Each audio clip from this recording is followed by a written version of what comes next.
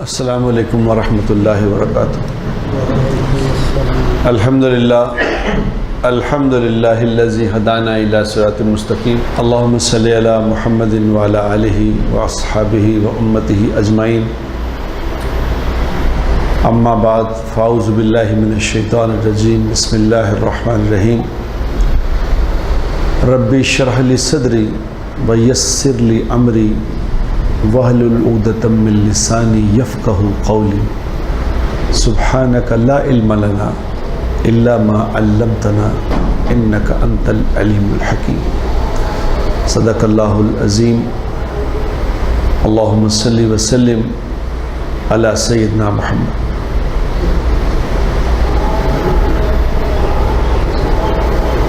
قابل احترام دوستو، میرے بزرگوں اور معزز مستورات،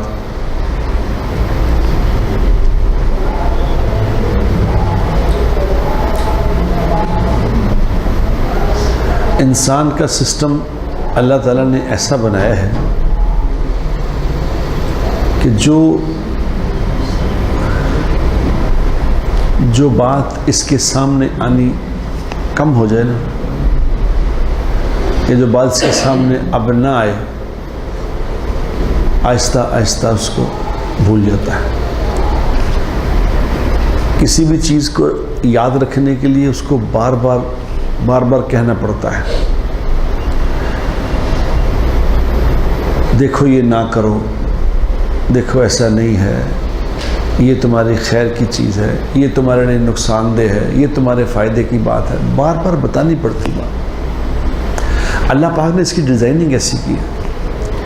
اللہ نے بار بار اپنا تعارف کرایا ہے کہ میں زمین و آسمان کا پیدا کرنے والا ہوں، رب السماوات والارض، میں ہوں ساری کائنات کا بنانے والا، میرے ہاتھ میں ہے سارا نظام، میں ہوں قدرت والا، میں ہوں طاقت والا، میں نے پیدا کیا ہے اس زمین و آسمان کو،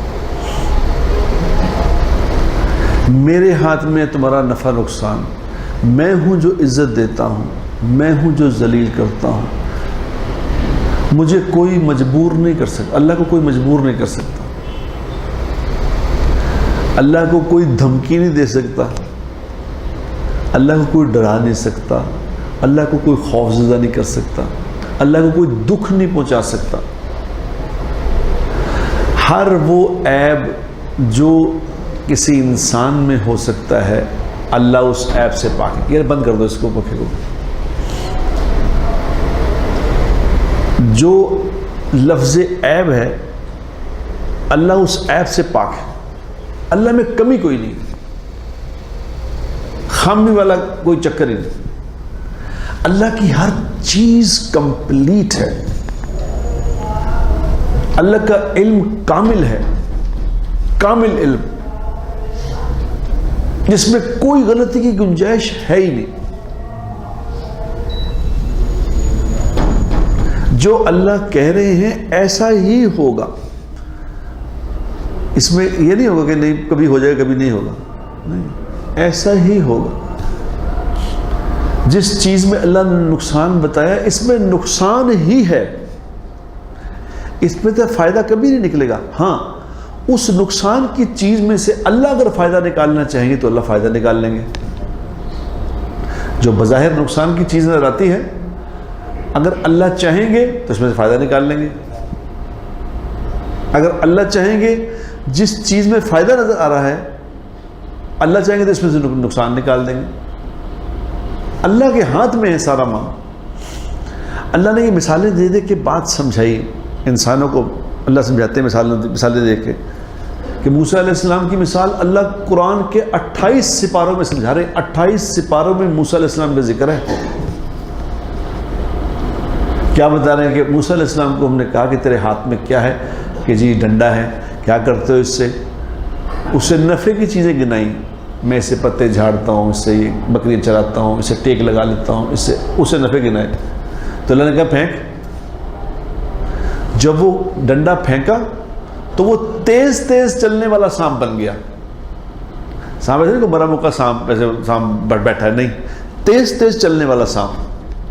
دیکھو اللہ نے بنا کے دکھایا کہ دیکھو یہ ڈنڈا جو ہے یہ اس طرح ہو سکتا ہے، تم نفع کی چیزیں بتا رہے ہو، ہم اس نفع میں سے نقصان نکال سکتے ہیں. وہ تیز تیز چلنے والا سانپ بنا دیا. اب وہ ڈر گئے، موسیٰ علیہ السلام ڈر گئے. موسیٰ علیہ السلام ڈر گئے کیونکہ ڈر انسان کے اندر ہے، اللہ نے رکھا ہے، یہ ہے، موجود ہے. حالانکہ نبی ہے، نبی ڈر گئے. تو اللہ نے کہا کہ نہیں ڈرو نہیں. اللہ کہہ رہے ہیں ڈرو نہیں، پکڑ لو اس کو پکڑو. اب موسیٰ علیہ السلام کو اللہ کہہ رہے ہیں براہ راست پکڑو، تو وہ کیا کر رہے ہیں؟ ہاتھ پہ کپڑا لپیٹ رہے ہیں، کپڑا لپیٹ کے اس کو پکڑنے کی کوشش کر رہے ہیں. تو اللہ پاک نے کہا کہ تم کپڑا لپیٹ رہے ہو موسیٰ، تو کپڑے میں سے نہیں یہ کاٹ سکتا، یہ کپڑے میں سے بھی کاٹ لے گا. یعنی یہ واقعات ہمیں سمجھانے کے لیے بتائیں کہ بھی انسان ہے، انسان نے غلطی کھانی ہے، انسان کے اندر خوف بھی ہے، انسان کے اندر غم بھی ہے، انسان کے اندر دکھ بھی ہے، درد بھی ہے، محسوسات ہیں، احساسات ہیں، انسان کے اندر ہے. اللہ اس سے پاک ہے. تو جب اس کو پکڑا سانپ کو تو پھر ڈنڈے کا ڈنڈا بن گیا. تو اللہ یہ مثال ہمیں سمجھا رہے ہیں کہ دیکھو، نفع والی چیز میں سے نقصان نکالنا، نقصان والی چیز میں نفع نکالنا، یہ ہمارے ہاتھ میں ہے. ان چیزوں میں نفع نقصان کوئی نہیں ہے.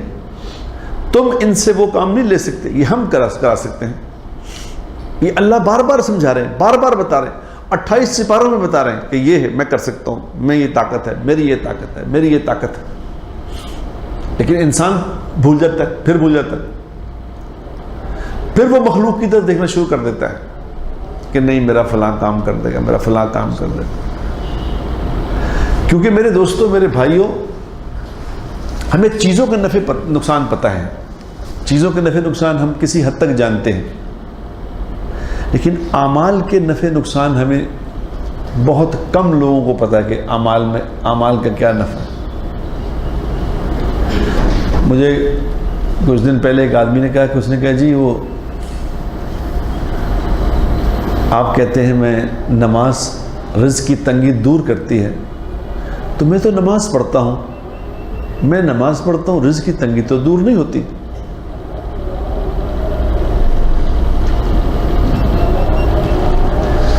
میں نے کہا تم 5 وقت کی نماز پڑھتے ہو؟ اس نے کہا جی 5 وقت کی پڑھتا ہوں. میں کہا فجر کی انہوں نے کہا جی فجر کی رہ بھی جاتی ہے، پھر میں قضا کرتا ہوں. میں کہا اب اگر تم فجر پڑھنے بھی لگ جاؤ گے نا، اگر فجر پڑھنے میں پوری 5 فجر پڑھو گے تو میں تمہیں پھر بتاؤں گا کہ مسئلہ کیا ہے. کہتے ہیں نہیں بتائیں. میں نے کہا دیکھو، ایک گلاس پانی کا لو، ایک گلاس پانی کا لو اور اس کے اندر 4 چمچے شہد کے ملاؤ، 4 چمچ شہد کے ملاؤ. تو پھر یہ چمچ 4 شہد کے ملا کے اس کو پیو، اور وہ میٹھا ہی نہ ہو، وہ پھیکا ہی ہو، پانی اسی طرح ہی ہو، تو کیا کرو گے؟ بندہ سمجھدار تھا، اس نے کہا جی پھر شہد چیک کروں گا کہ شہد بھی تھا کہ نہیں تھا. یہ پانی میں شہد ڈالا تو شہد میٹھا ہونا چاہیے، اگر یہ میٹھا نہیں ہو تو پھر یہ شہد نہیں، کوئی اور چیز ہے.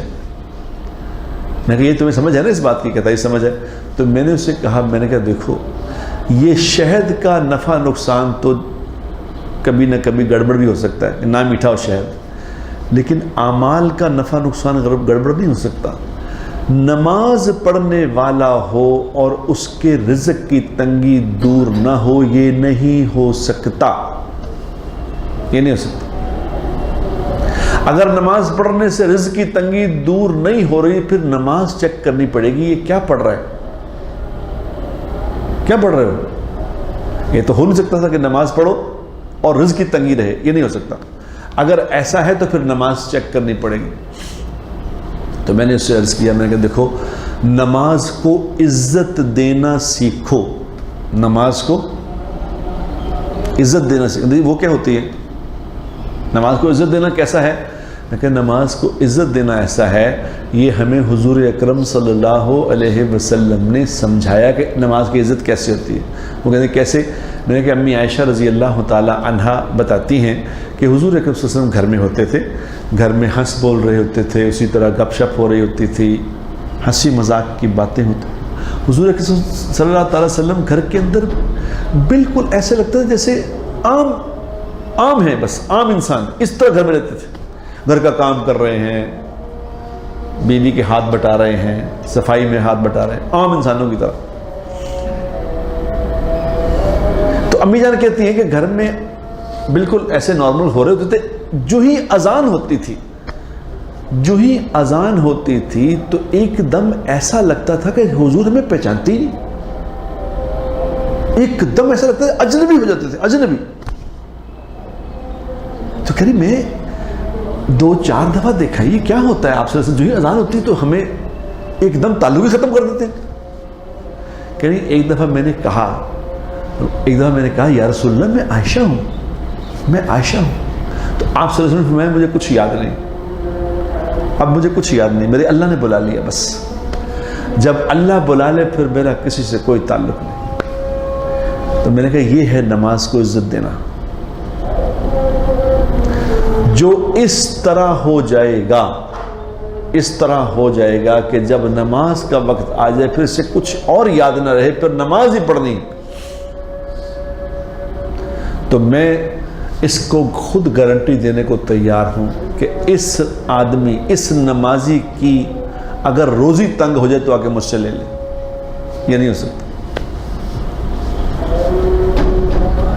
دیکھو میرے دوستو، اس جہان کا مالک اللہ ہے. یہاں اللہ کی بات چلے گی، میری آپ کی نہیں. ہم اپنی چلانا چاہتے ہیں، ہماری نہیں چلے گی، اللہ کی چلے گی. اللہ نے جو فارمولے بتائے ہیں ان فارمولوں کے مطابق اگر عمل کریں گے تو ہمارا مسئلہ حل ہوگا. اگر نہیں ان فارمولوں پہ عمل کریں گے تو ہمارا مسئلہ کبھی بھی حل نہیں ہوگا. ساری دنیا میں ایک بات، پوری دنیا میں چلتی ہے ایک بات کہ کسی بھی معاشرے کی، کسی بھی ملک کی ریڑھ کی ہڈی جو ہوتی ہے وہ کیا ہے؟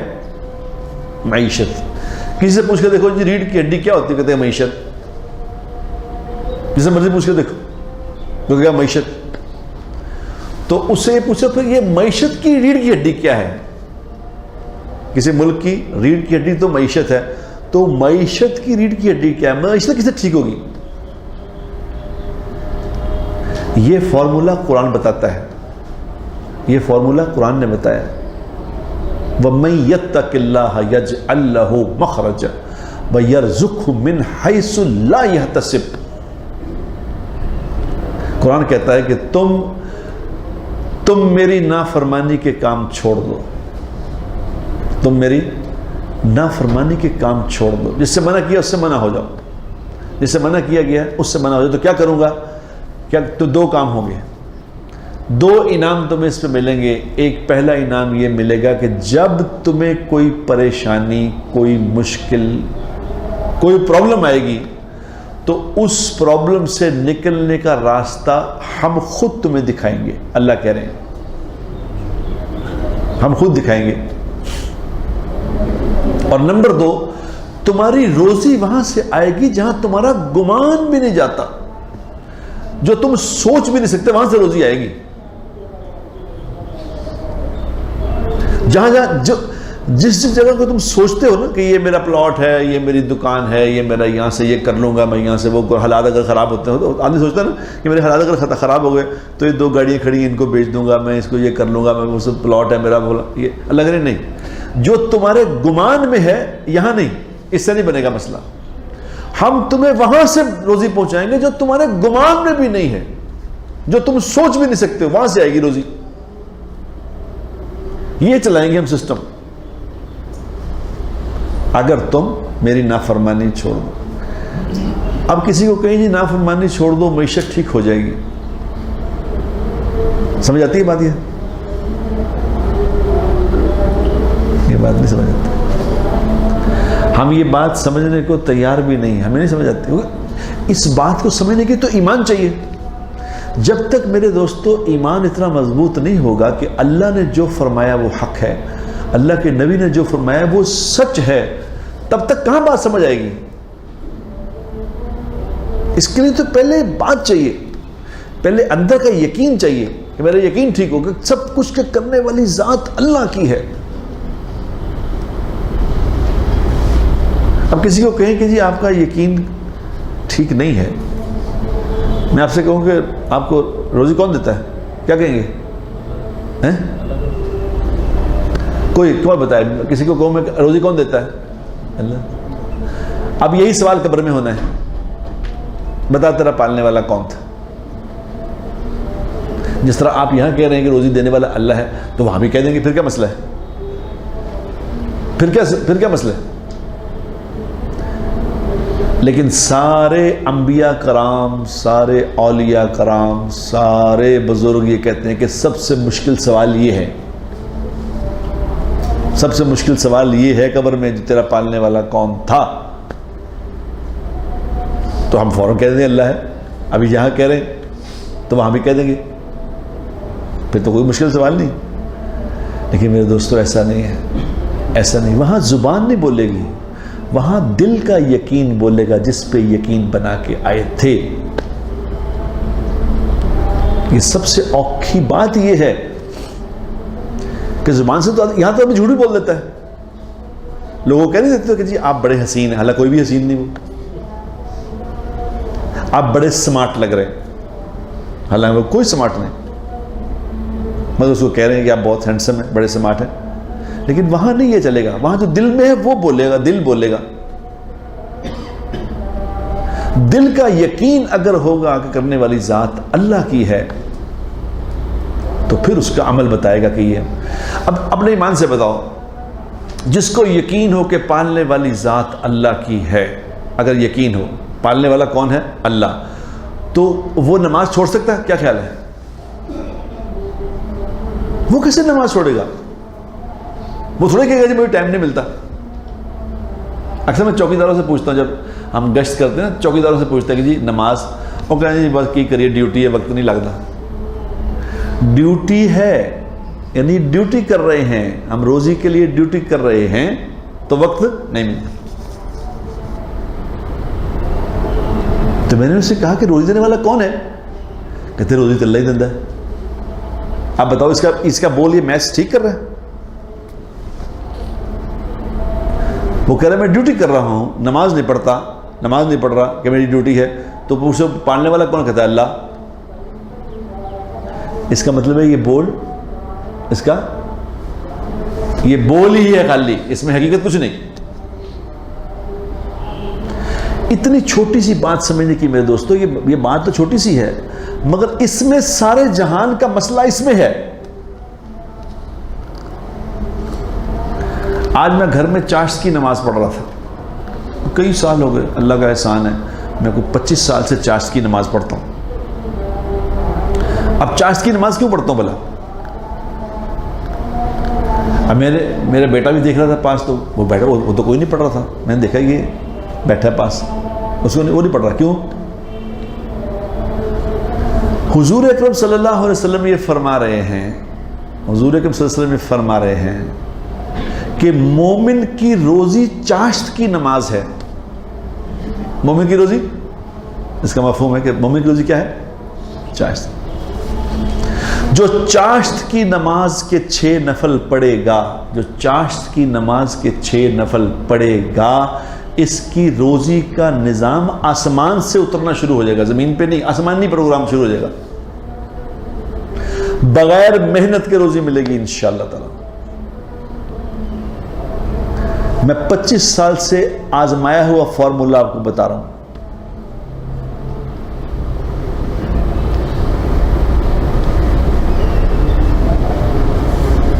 حضور اکرم صلی اللہ علیہ وسلم نے ایک دفعہ فرمایا کہ تمہارے بدن میں 360 جوڑ ہیں. اب کس کتاب سے پڑھ کے فرمایا انہوں نے کہ انسانی باڈی میں 360 جوڑ ہیں؟ کہاں سے پڑھے تھے حضور اکرم صلی اللہ علیہ وسلم؟ یہ جو کہتے ہیں نا کہ یہ تو آپ سے تو امی تھے، ان کو سائن بھی کرنے نہیں آتے، اپنا نام پڑھنا نہیں آتا تھا، اپنا نام نہیں، آپ صلی اللہ علیہ وسلم اپنا نام نہیں پڑھ سکتے تھے. صلح حدیبیہ کے موقع پہ انہوں نے کہا تھا کہ جی یہ مٹائیں، رسول اللہ کا لفظ مٹائیں، تو آپ نے حضرت علی رضی اللہ کا گلی مٹا دو. انہوں نے کہا یا رسول اللہ میں نے نہیں مٹانا، رسول اللہ کا نام میں مٹا دوں. میرے سے نہیں ہونا یہ. تو آپ سے ایسا تھا مجھے بتا کہاں لکھا میں مٹا دوں. آپ کو نہیں پتا کہاں لکھا ہے. آپ نے فرمایا کہاں لکھا بتا مجھے. کہا جی یہ لکھا, تو آپ نے مٹا دیا. تو وہ بتا رہے ہیں کہ انسانی جسم میں کتنے جوڑ ہیں؟ 360. تو آپ نے فرمایا جس کا مفہوم ہے کہ تم پہ واجب ہے کہ روزانہ ہر جوڑ کا ایک صدقہ دو. یہ واجب ہے, صدقہ دینا واجب ہے. تو صحابہ نے کہا یا رسول اللہ تو کھانے دے پیسے نہیں تھے, صدقہ کتوں دئیے؟ اسے تو ایک وقت کھانا دا نہیں گا, آپ کہہ 360 جوڑ کا صدقہ دو, ہم کیسے دیں؟ تو پھر آپ نے فرمایا نہیں, اللہ کریم ذات ہے, سبحان اللہ کہنا صدقہ ہے, الحمدللہ کہنا صدقہ ہے, اللہ اکبر کہنا صدقہ ہے, لا الہ الا اللہ کہنا صدقہ ہے. پھر فرمایا کہ چاشت کی نماز, چاشت کی 2 رکعت نفل پڑھنا 360 جوڑوں کا صدقہ ہے. چاشت میں 2 رکعت نماز پڑھ لو, سارا صدقے ہو گئے, اور ساتھ ہی تمہاری روزی کا مسئلہ بھی حل ہو گیا. اب اعمال میں روزی کیسے ملے گی؟ ایک دفعہ میں رائمنڈ میں جماعت میں, بڑی دیر سالوں کی بات ہے, میں وقت جماعت میں کچھ چلہ لگا رہا تھا کہ 7 مہینے لگا رہا تھا, اس طرح وقت میں جماعت میں کیا ہوا تھا. تو اسی طرح کوئی 9-10 بجے کا ٹائم تھا, جوان نہیں تھی میرے پہ بہت, تو اس وقت ایکسرسائز بھی کرتے تھے بہت زیادہ. تو میں بھوک بڑی شدید لگی, اب رائمنڈ تھا, بھوک لگی, تو میں نے کہا یار کھانا اب کہاں کھائیں؟ کینٹین پہ جائیں تو کینٹین میں تو بس عام سا کھانا ہوتا ہے, تو میں ذرا آج ناشتہ اچھا کرنا چاہتے ہیں, کیا کریں؟ تو ایک دم میرے دل میں آیا, میں کہا چھوڑ ناشتے کو یار, اللہ کے نبی نے فرمایا کہ مومن کی روزی تو چاشت کی نماز ہے, تو چاشت پڑھ. تو میں نے چاشت کی نماز پڑھی, یہ دل میں خیال آتے ہی چاشت کے 6 نفل پڑھے. میں نے 6 نفل پڑھ کے میں گیا, تو ایک ہمارے مولانا صاحب ہیں, مولوی فہیم صاحب, تو ایسے ان کے پاس گیا, تو انہوں نے کہا یار اچھا ہوگا تم آ جاؤ, ناشتہ لگنے لگا, ناشتہ کرنے لگے. وہ جناب بڑا لیوش ناشتہ, انڈے شنڈے پراٹھے پہ وہ تل کے, انہوں نے کہا لوگ کھاؤ. تو میں ہنسنے لگا, کہتے ہنستے کیوں؟ میں کہا جی ابھی میرے دل میں یہ خیال آیا تھا کہ بھوک لگ رہی تھی بڑی شدید, تو سمجھ نہیں رہی تھی کہ کنٹین پہ جاؤں یا کیا کروں, یہاں تو ناشتہ اچھا کرنے کو دل کر رہا تھا. تو ایک دم دیسی انڈے دیسی گھی میں جناب تل کے لا کے رکھے, انہوں نے کہا لو جی کھاؤ, اور پراٹھے لڑکے بنا کے لا رہے پراٹھے. تو میں نے کہا جی میں نے دل میں سوچا کہ مومن کی روزی تو چاشت کی نماز ہے, تو اللہ تعالیٰ نے مجھے ایک دم چاشت کی نماز سے یہ دکھا دیا کہ لو روزی کھاؤ. اب عمل کا یقین کس کا ہوگا میرے دوستو؟ جس کا یقین ہے کہ طاقت والی ذات اللہ کی ہے. اللہ نے اپنے حبیب کو جو عمل بتایا اس میں طاقت ہے, اس سے میرا کام بنے گا, اس سے میرا مسئلہ حل ہوگا. حضور اکرم صلی اللہ تعالیٰ علیہ وسلم نے کیا فرمایا؟ آپ نے فرمایا کہ تم میں سے بہترین کون ہے؟ آپ نے فرمایا تم میں سے بہترین وہ ہے جس کے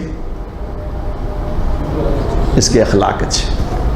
یہ اللہ کے نبی نے ایک فارمولہ بتایا انسانوں کہ تم میں سے بہترین وہ ہے جس کے اخلاق اچھے.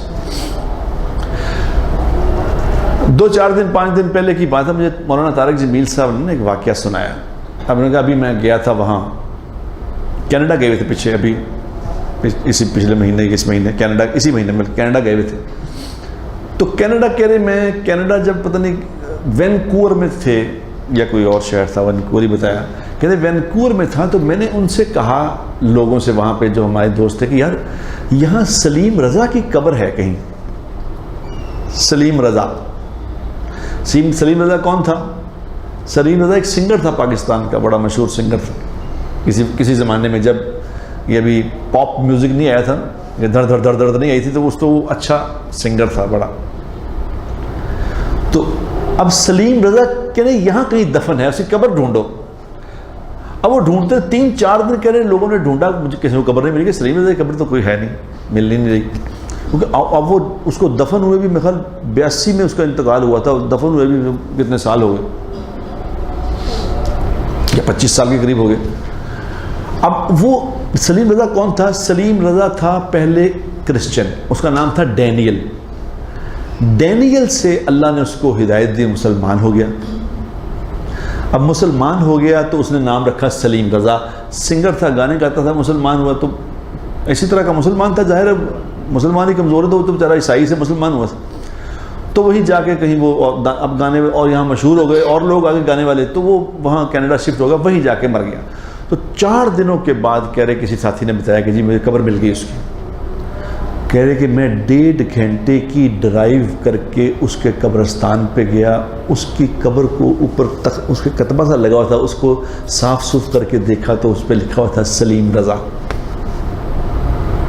اب میں نے کہا اس قبر پہ فاتحہ پڑھی، قبر پہ جا کے فاتحہ پڑھی. پھر میں نے اپنے طالب علموں سے اس کے لیے 70,000 دفعہ کلمے کا ورد کروایا کہ یہ عیسائی سے مسلمان ہو. 70 حدیث میں آتا ہے کہ جب کوئی کسی کے لیے 70,000 دفعہ کلمہ لا الہ الا اللہ محمد رسول اللہ پڑھ دے تو اللہ اس کے اگلے پچھلے گناہ معاف کر دیتے ہیں. تو کہہ رہے میں نے اس کے لیے 70,000 دفعہ کلمے کا یہ ورد کروایا کہ اگر اس کی قبر میں اس کو پریشانی ہے تو اللہ اس کی معاف کر دے. تو میں ہنسنے لگا. مجھے کہتے ہنستے کیوں؟ میں کہتی میں ہنس لیے اس لیے رہا ہوں کہ آپ جو اتنے اللہ نے آپ کو اتنا مقام دیا ہے نا، یہ آپ کے بیانوں سے نہیں دیا. بیان تو آپ وہی روز ایک ہی بیان کرتے ہیں. کون سا نئی بات، کوئی نئی حدیثیں لا رہے ہیں، وہی روز بیان کرتے ہیں. آپ جہاں جاتے ہیں وہی بیان کر رہے ہوتے ہیں. آپ کو اللہ نے مقام اس بات پہ دیا ہے. یہ آپ کے اخلاق ہیں کہ کہاں سلیم رضا کو ڈھونڈ کے اس کو کہاں قبر ڈھونڈی جا کے پھر 70. کیا تعلق ہے میرا اس بات سے؟ کوئی ماں کے لیے نہیں کراتا یہ کام. اپنی ماؤں کے لیے لوگ 70,000 کلمہ نہیں پڑھا رہے. کل مجھے کسی ماں نے شکایت کی، اس نے کہا میرا بیٹا مجھے کہتا ہے کہ میں تیرا گلا گھونپ دوں گا. میرا دل کانپ گیا، میرا دل. میں نے اس کے بیٹے کو کہا بیٹا یہ کیا کہہ دیا ماں کو تو نے؟ یہ کیا کہہ دیا ہے تو نے تو آسمان کا عرش بھی ہلا دیا تم نے یہ بات کر کے. تو ماؤں کو لوگ نہیں یہ پروٹوکول دیتے تو وہ کہاں ایک غیر آدمی کو نہ جان نہ زندگی میں کبھی ملے نہ کبھی کرے، صرف یہ کہ کلمے والا تھا، اس نے کلمہ پڑھ لیا تھا، اس کو کلمے کی نسبت سے جا کے یہ عمل کیا. میں نے کہا مولوی صاحب یہ ہے وہ عمل جس نے آپ کو اتنا مشہور کیا ہے، لوگوں کے دل میں محبت آپ کی ڈالی ہے، اس بات پہ ڈالی ہے، بیان بازی پہ نہیں. تو ہنسنے لگے کہنے یار تیری گل ویسے ٹھیک، تم میں سے بہترین وہ ہے جس کے اخلاق اچھے. اب جو اللہ کے نبی کی اس بات پہ یقین کر لے گا وہ کیا کرے گا؟ وہ چپ کر جائے گا. وہ چپ کر. ابھی حدیث پڑھ رہا تھا کہ حدیث میں کسی نے پوچھا آپ صلی اللہ علیہ وسلم سے کہ یا رسول اللہ، حضرت ہانی رضی اللہ تعالی عنہا انہوں نے پوچھا کہ یا رسول اللہ کون سا ایسا عمل ہے کہ جو مجھ پہ جنت واجب کر دے گا، کہ میں وہ عمل کروں جنت واجب ہو جائے مجھ پہ، میں وہ عمل کروں مجھے جنت واجب ہو جائے. تو آپ نے 2 باتیں بتائیں. آپ نے کہا ایک تو میٹھے بول کو مضبوط پکڑنا، میٹھے بول کو مضبوط پکڑنا، مضبوط پکڑنا. کہ مضبوط پکڑنے سے کیا مراد ہے؟ مضبوط پکڑنے سے مراد یہ ہے کہ کبھی تو آدمی کا موڈ اچھا ہوگا، کبھی تو موڈ اچھا ہے تو اچھے موڈ میں ابھی خامخواہ خوش بول رہا تھا کیا حال چال جناب، کیسے ہیں، ٹھیک ہیں، کیسے، اور بچے سنائیں. یہ اب موڈ اچھا نہیں ہے تو پھر کیسے ملے گا؟ اور سنا جی ٹھیک ہے ٹھیک ہے یار. مضبوط پکڑنے سے مراد یہ ہے موڈ اچھا ہو نہ ہو پھر بھی میٹھا ہی بولنا. برے موڈ میں جب موڈ اچھا نہ ہو اس وقت میٹھا بولنا دوہرا اجر دلاتا ہے، یاد رکھنا. جس طرح حدیث میں آتا ہے جو قرآن کو جو اٹکتا ہوا پڑھتا ہے نا، اٹکتا ہوا آتا نہیں قرآن شریف سے، اب ہیجے کر کے پڑھتا ہے، ہیجے کر کے لاف کاف لام الف لا میم یا می لا می، جو ہیجے کر کے پڑھتا ہے مشکل اٹھاتا ہے. تو آپ نے کیا فرمایا؟ آپ نے فرمایا اس کو قرآن پڑھنے کا دوہرا اجر ملتا ہے، ایک قرآن پڑھنے کا، ایک مشقت اٹھانے کا. اس طرح جو برے موڈ میں، موڈ اچھا نہیں ہے، بیوی سے لڑائی ہوئی ہے، طبیعت پہ بوجھ ہے، اس وقت جب کسی سے میٹھا بولے گا تو اس کا دوہرا اجر ہے۔ آپ دو باتیں مضبوط پکڑنا، ایک میٹھے بول کو مضبوط پکڑنا اور ایک کھانا کھلانے کو مضبوط پکڑنا۔ کھانا کھلاؤ، کھانا کھلاؤ۔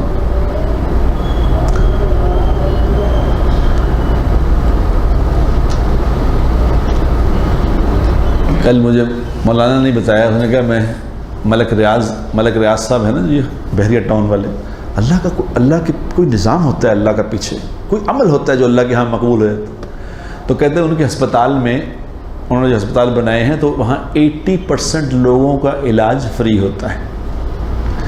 تو کہہ رہے کوئی انہوں نے کسی جنرل صاحب کو رکھا اس کی ٹیک کیئر کے لیے، جنرل صاحب ریٹائر ہوئے تو ان کو ٹیک کیئر پہ رکھ لیا، تو انہوں نے جنرل صاحب نے کو کہا کہ ملک صاحب اس کی ذرا سکوٹنی کریں، اس میں ایسے لوگ بھی علاج فری کرا جاتے ہیں جو ڈیزرو نہیں کرتے، جو خود مالدار ہیں، 4 کنال کے گھر میں رہتے ہیں، وہ بھی مفت علاج کروا دیتے ہیں۔ اس کی سکوٹنی کریں کہ کون اس یعنی قابل وہ ہے، غریب ہے کہ کون نہیں ہے، کون مستحق ہے کون نہیں ہے، اس کو سکوٹنی کیا کریں۔ تو کہہ رہے ہیں ملک ریاض صاحب نے مجھے بڑا عجیب جواب دیا، انہوں نے کہا کہ دیکھو بات یہ ہے جنرل صاحب، میں بھی تو اس قابل نہیں ہوں کہ مجھے اتنے پیسے اللہ دیتا، میں بھی تو ڈیزرو نہیں کرتا، جب میں ڈیزرو نہیں کرتا تو وہ مجھے مالک دیے جا رہا ہے، تو میں کیوں پوچھوں کسی کہ ڈیزرو کرتا ہے کہ نہیں کرتا؟ یعنی میرے اللہ نے مجھے اسی بات پہ تو دیا ہے کہ میں نے یہ سوچا ہی نہیں کہ کون ڈیزرو کرتا ہے، جب میں خود سوچتا ہوں میں اس قابل ہی نہیں تھا، میرے اللہ نے مجھ کے اتنا کچھ عطا فرمایا، تو میں کیوں لوگوں کو چیک کرتا پھروں؟ کھانا کھلاؤ میرے دوستو، کیا غریب کیا امیر، یہ نہ دیکھے گا ڈیزرو کون کرتا ہے، بس کھانا کھلاؤ۔ جو کھانا کھلائے گا، جو میٹھا بول پکڑے گا، اس پہ جنت واجب ہو جائے گی۔ تو یہ جو فارمولے میں آپ سے عرض کرتا ہوں، یہ فارمولے برائے فارمولے نہیں ہیں، یہ عمل کرنے کے لیے ہیں۔